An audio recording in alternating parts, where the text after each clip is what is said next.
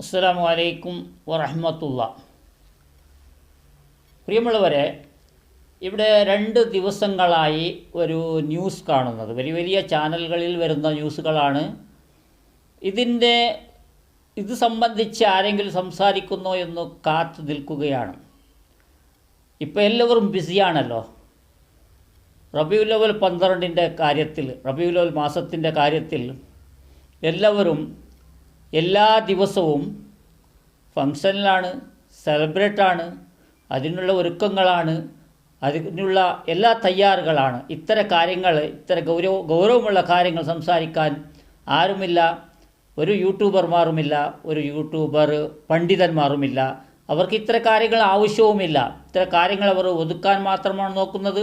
ഇത്തരം കാര്യമുണ്ടെങ്കിൽ അവർ പ്രചരിപ്പിക്കുകയില്ല. ഇത്തരം കാര്യങ്ങളുണ്ടെങ്കിൽ അതിനെ ബോധ്യപ്പെടുത്തി കൊടുക്കുകയില്ല. അത്തരക്കാരെ ചെയ്യുന്നവരെ അവർ ഒന്നും പറയുകയില്ല. അവർ അതിൻ്റെ കാര്യത്തിൽ ക്ലാസ് എടുക്കുകയില്ല. ഒരു ഉത്തരവാദിത്വവുമില്ല. പിന്നെ ജനങ്ങളെ പിഴിയാൻ ഏത് മാർഗമുണ്ട് എന്ന് മാത്രമാണ് അവർ ചിന്തിക്കുന്നത്. ജനങ്ങളെ പിഴിഞ്ഞും കൊണ്ട് ഏത് രീതിയിലാണ് ഇവിടെ ക്രോഡീകരിക്കുന്നത്, പണം ക്രോഡീകരിക്കുന്നത് എന്ന് മാത്രമേ അവർ ചിന്തിക്കുന്നുള്ളൂ. ഇത്തരം കാര്യങ്ങൾ, ഗൗരവമുള്ള കാര്യങ്ങൾ, ദീനി വിദ്യാഭ്യാസത്തിൽ പഠനത്തിന് വരുന്നതായിരിക്കുന്ന കുട്ടികളെ ഏത് രീതിയിലാണ് നോക്കേണ്ടത്, ഇത്തരം കാര്യങ്ങൾ ചെയ്യാൻ പാടുണ്ടോ പാടില്ലേ, അതിനെ ബോധ്യപ്പെടുത്തുകയോ അത്തരക്കാർക്ക് ഒരു മുതിർന്നതായിരിക്കുന്ന ഉസ്താദന്മാർ ക്ലാസ് എടുക്കുകയോ പ്രചരിപ്പിക്കുകയോ ഒന്നും ചെയ്യുകയില്ല എന്നാണ്. നിങ്ങൾ ആ ന്യൂസ് കാണുക, നല്ല പോലെ കാണുക, ആവർത്തിച്ച് കാണുന്ന സഹോദരന്മാരെ. ഇൻഷാ അല്ലാഹ്. കണ്ണൂർ കൂത്തുപറമ്പിലെ മതപഠനശാലയിൽ ക്രൂരപീഡനമാണ് നേരിട്ടതെന്ന് വിദ്യാർത്ഥി അജ്മൽ ഖാൻ 24-നോട്. തന്റെ കണ്ണിലും സ്വകാര്യ ഭാഗങ്ങളിലും മുളക് തേച്ചെന്നും കട്ടിംഗ് പ്ലെയർ ഉപയോഗിച്ച് മുറിവേൽപ്പിച്ചെന്നും അജ്മൽ ഖാൻ തുറന്നു പറയുകയാണ്. 4 മാസമായി തുടർച്ചയായി പീഡനം നേരിടേണ്ടി വന്നു. സഹിക്കാൻ കഴിയാതെ മതപഠനശാലയിൽ നിന്ന് താൻ ഇറങ്ങിയോടുകയായിരുന്നുവെന്നും വിദ്യാർത്ഥി വെളിപ്പെടുത്തി.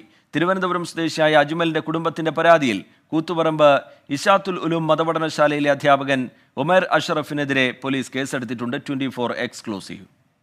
അതിൻ്റെ തലേന്ന് മുമ്പ് തന്നെ എൻ്റെ കണ്ണിൽ മുളക് തേച്ച്, പിന്നെ എൻ്റെ ഗുഹ്യ ഭാഗത്തല്ല മുകളിൽ തേച്ച്, അതായത് ഗുഹ്യ ഭാഗത്ത് എൻ്റെ മുകളിൽ തേച്ച് പിടിപ്പിച്ചെന്നു. അതായത് എൻ്റെ കൈ എന്നിട്ട് അത് അവിടെ തേക്കാൻ പറഞ്ഞു. ഞാൻ അവിടെ തേച്ച് പിന്നെ കട്ടിയും വിളവറച്ചിൻ്റെ ഇവിടെ നിറക്കി, ഇവിടെ ചെവിയിൽ നിറക്കി, ഇവിടെ നിറക്കി, പിന്നെ 2 ചെവിയിൽ നിറക്കി, 2 കയ്യിൽ നിറക്കി. പിന്നെ അവസാനം ഇതെല്ലാം പിന്നെ ദർസ് കോച്ച് കുറ്റം പറഞ്ഞ് അന്ന് മുതൽ ഉസ്താദ് സഹിച്ചില്ല. ഉസ്താദ് ദർസ് കോച്ച് കുറ്റം പറഞ്ഞ് അവരെ വച്ചിരിക്കില്ല എന്നും പറഞ്ഞു. അങ്ങനെ ദർസ് കോച്ച് കുറ്റം എന്ന് പറഞ്ഞ് അന്ന് മുതൽ പിന്നെ അടിയായിട്ട് ദിവസം അടിയായി. പിന്നെ കുട്ടികൾ അത് ഒരു ദിവസം കുട്ടി മുമ്പ് വെച്ച് അടിച്ചിട്ടുണ്ട്, അല്ലാത്ത ഒരു ദിവസം രാത്രി വെച്ച് പുള്ളി അടിയായിരുന്നു. ഇത്രയും ഞാൻ നോക്കിയിട്ട് ഇതുപോലെ നിനക്ക് ഭക്ഷണം തന്നിട്ട് നിനക്ക് എൻ്റെ ദർസ് കുറ്റം പറഞ്ഞ് അന്ന് രാത്രി നിസ്തിരി വെച്ച് എൻ്റെ മൂല്യത്തെ നല്ല പോലെ പൊള്ളിപ്പിച്ച് പേടിച്ചിടൊന്നും പറയാത്തത്. കാരണം പുറത്ത് പറഞ്ഞാൽ ചിലപ്പോൾ എന്തെങ്കിലും എന്നെ ചെയ്ത് കളി അവിടെ വെച്ച്, അതുകൊണ്ടാണ് ഞാൻ പേടിച്ച് പറയാത്തത്. അജീഷ് ശേഖമാർ ചേരുന്നുണ്ട് വിവരങ്ങളുമായി തിരുവനന്തപുരത്ത് നിന്ന്. അജീഷ്, വലിയ നടുക്കമുണ്ടാക്കുന്ന വെളിപ്പെടുത്തലാണ് ഈ വിദ്യാർത്ഥിയുടെ ഭാഗത്തു നിന്നുണ്ടാവുന്നത്. എന്താണ് സംഭവിച്ചത്? എന്തിനാണ് ഈ കുട്ടിയെ മർദ്ദിച്ചത് എന്നത് സംബന്ധിച്ചൊരു വ്യക്തത വരുന്നുണ്ടോ? ഈ മതപഠനശാല എന്തെങ്കിലും പ്രതികരണം ഇതുമായി ബന്ധപ്പെട്ട് നടത്തുന്നുണ്ടോ? പോലീസ് പോലുള്ള സംവിധാനങ്ങളുടെ ഇടപെടൽ ഈ വിഷയത്തിൽ ഉണ്ടായിട്ടുണ്ടോ അജീഷ്? റിജിത്തെ, കണ്ണില്ലാത്ത ക്രൂരത എന്ന ഒറ്റ വാക്കിൽ പറയാവുന്ന സംഭവമാണ് ഈ കഴിഞ്ഞ ദിവസങ്ങളിൽ നടന്നത്.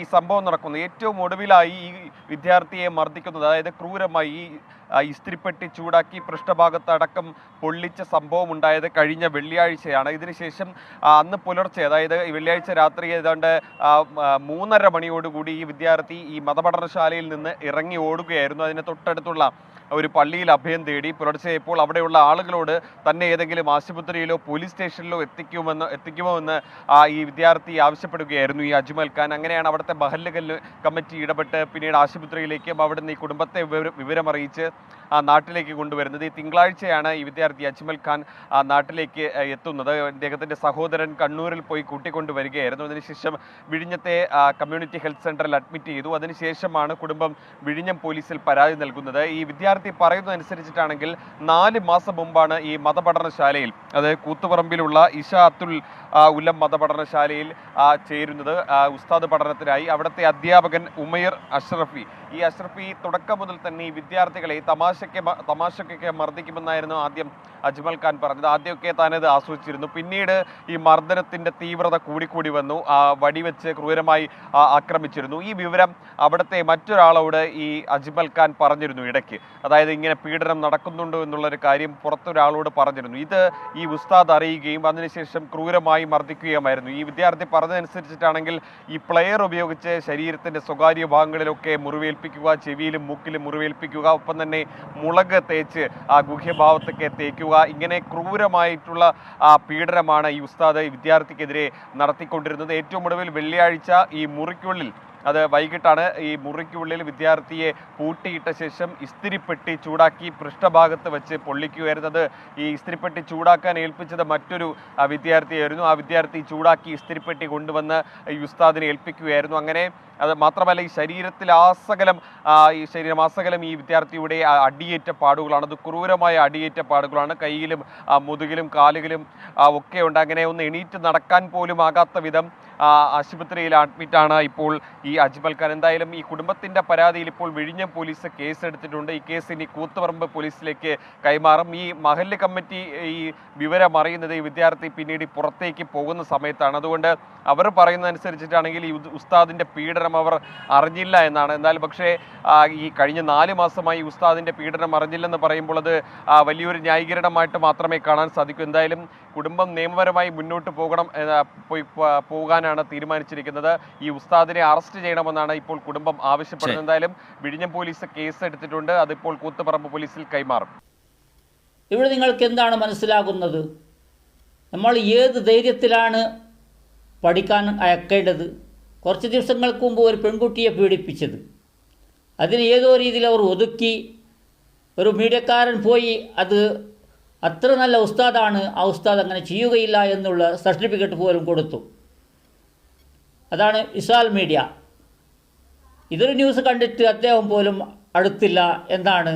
കഴിഞ്ഞ പ്രാവശ്യമേ അദ്ദേഹം പെടാപാടുപെട്ട് അദ്ദേഹത്തിന് സർട്ടിഫിക്കറ്റ് കൊടുത്തതാണ് വിശാൽ മീഡിയ ഫക്രുദ്ദീൻ ബന്താവൂർ, എന്തോ ഒരു സാധനം. നല്ലപോലെ ചിന്തിക്കണം സഹോദരൻ. ഇത്തരം കാര്യങ്ങളെ അദ്ദേഹം ഏത് രീതിയിലുള്ള വികൃത കാമിയാണ് എന്ന് മനസ്സിലാകുന്നു. ആ കുട്ടിയുടെ സ്വകാര്യ അവയവങ്ങളെ ബുദ്ധിമുട്ടിക്കുകയും അവിടത്തേക്ക് പൊള്ളിക്കുകയും മുളക് പൊടിയിടുകയും അതുപോലെയുള്ള കാര്യങ്ങൾ എന്തെല്ലാം ചെയ്തിട്ടുണ്ട്. എത്ര കുട്ടികൾക്കാണ് ഇദ്ദേഹം ചെയ്തത് എന്ന് ഒരു കണക്കുമുണ്ടോ?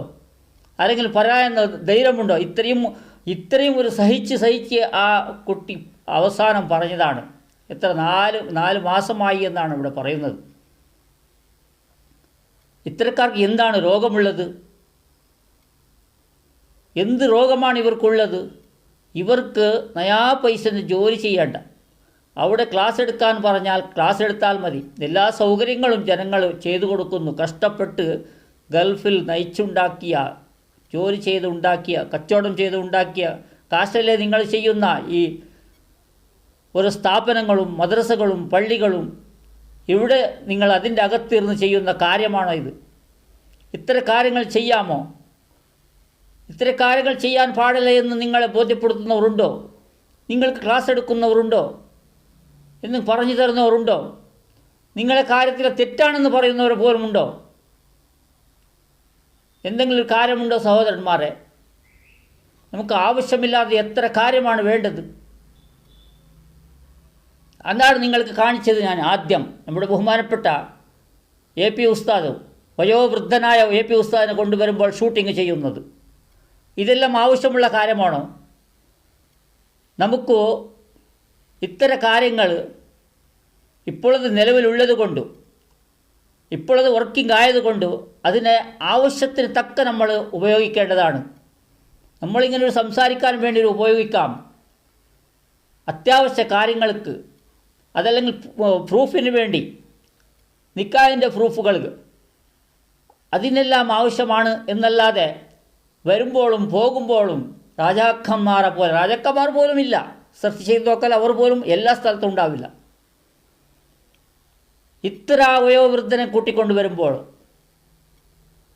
കുറ്റപ്പെടുത്തുകയല്ല, പരിഹാസപ്പെടുത്തുകയല്ല. നമുക്ക് അനാവശ്യ കാര്യങ്ങൾ എത്രയാണ് അത്ര സൂക്ഷ്മതയോടുകൂടി നമ്മൾ ചെയ്യുന്നു, ഇത്ര ഗൗരവമുള്ള കാര്യങ്ങൾ ചെയ്യുന്നില്ല എന്ന് പറയുമ്പോഴാണ് അത് പറഞ്ഞു പോകുന്നത്, അത്ര കാണിക്കേണ്ടി വരുന്നത്. എത്ര ദുഃഖമാണ് സഹോദരന്മാരെ. ഇവർക്കൊരു നേതാവുമില്ലേ പറഞ്ഞു കൊടുക്കാൻ. എന്താണ് ആ കുട്ടി ബുദ്ധിമുട്ടിയത്? ആ കുട്ടിക്ക് എന്താണ് സംഭവിച്ചത്? അതിനെ പറയുന്നവരോ പ്രചരിപ്പിക്കുന്നവരോ അതിനുവേണ്ടി പാടില്ല എന്ന് പറയുന്നവരോ ഇത്തരക്കാരെ വിളിച്ച് ഒരു മീറ്റിംഗ് ചേർന്ന് അതിൻ്റെ കാര്യം സംസാരിക്കുകയോ മദ്രസ വിദ്യാഭ്യാസം കൊടുക്കുന്ന എല്ലാ ഉസ്താദന്മാരും വിളിച്ച് ഒരു മീറ്റിംഗ് വിളിക്കുകയോ ഇത്തരം കാര്യങ്ങൾ എവിടെയും സംഭവിച്ചു പോകരുതേ എന്ന് പറഞ്ഞു കൊടുക്കുകയോ സമൂഹ മാധ്യമത്തിൽ എത്ര പെട്ടെന്ന് വളർന്നു എന്ന് പറഞ്ഞാൽ ലോകം തന്നെ കാണുന്നു. എന്താണ് സന്ദേശം പോകുന്നത് നമ്മുടെ ദീനിനെ പറ്റി? എന്താണ് സന്ദേശം പോകുന്നത്? എല്ലാവർക്കും ഈ മലയാളത്തിലാണെങ്കിലും ഇംഗ്ലീഷിലാണെങ്കിലും എല്ലാവർക്കും അത് അറിയുന്നു. ഓരോ വ്യക്തികളും അത് പഠിക്കുന്നു. പഠിച്ച് മനസ്സിലാക്കി നമ്മളെ കുറ്റപ്പെടുത്താൻ തുടങ്ങുന്നു, നമ്മുടെ ദീനിയെ പരിഹസിക്കുന്നു, നമ്മുടെ ദീനി പണ്ഡിതന്മാരെ പരിഹസിക്കുന്നു. ഇതിനെ തടയാൻ നിങ്ങൾക്ക് ഒരു മാർഗവുമില്ലേ? ഇത്ര അനാവശ്യങ്ങൾ മാത്രമാണ് നിങ്ങൾക്ക് ചെയ്യാൻ കഴിയുന്നുള്ളൂ. ഇത്ര കാര്യത്തിൽ നിങ്ങൾക്ക് എത്രയാണ് വാടകയ്ക്ക് ആൾക്കാർ? പള്ളിയുടെ ഉള്ളിൽ തന്നെ എല്ലാ ക്യാമറ സെറ്റിങ്ങുകളാണ് നിങ്ങളുടെ. ഓരോ കാര്യങ്ങളും എല്ലാം വീക്ഷിച്ചിട്ട് പുറത്തുവിടാൻ വേണ്ടി. ഇത്ര തിന്മയായ കാര്യത്തിന്, ഇത്ര നീചമായ കാര്യത്തിന് നിങ്ങളുടെ നാക്ക് പൊങ്ങുന്നില്ല എന്ന് പറഞ്ഞാൽ എത്രയും ഒരു അബദ്ധമാണ്, എത്രയും ഒരു അവസ്ഥയാണ് നിങ്ങളത്. എന്താണ് നിങ്ങൾക്ക് ബഹുമാനമുള്ളത്? എവിടെയാണ് നിങ്ങൾക്ക് ബഹുമാനം കിട്ടുന്നത്? ദുനിയാവിലും കിട്ടുകയില്ല, അള്ളാഹു പൊരുത്തപ്പെടുകയില്ല. നിങ്ങളിവിടെ രാജാക്കന്മാരെ പോലെ നിങ്ങൾ വളർന്നോളൂ.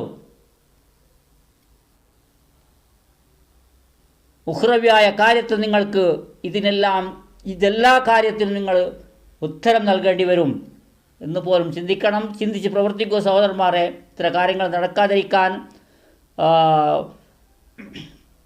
മദ്രസയോ പള്ളിയോ ഉള്ള മാനേജ്മെൻറ്റുകൾ നല്ല പോലെ ശ്രദ്ധിക്കുക. അവിടെ നിങ്ങൾ ഇപ്പോൾ നിലവിലുള്ളതായിരിക്കുന്ന അതുപോലെ ക്യാമറകൾ ഫിറ്റ് ചെയ്ത് അവിടെ എന്താണ് നടക്കുന്നത്, ഉസ്താദിൻ്റെ റൂമിൽ പോലും പുറത്ത് ക്ലാസ്സിലാണെങ്കിലും പരിസരത്ത് ഫുള്ളായി നിങ്ങൾ ക്യാമറ ഫിറ്റ് ചെയ്ത് വീക്ഷിക്കണം. എല്ലാ ദിവസവും ചെക്ക് ചെയ്യണം. ഇത്തരക്കാരെ നശിപ്പിക്കാൻ നോക്കണം. ഇൻഷാ അല്ലാഹ്.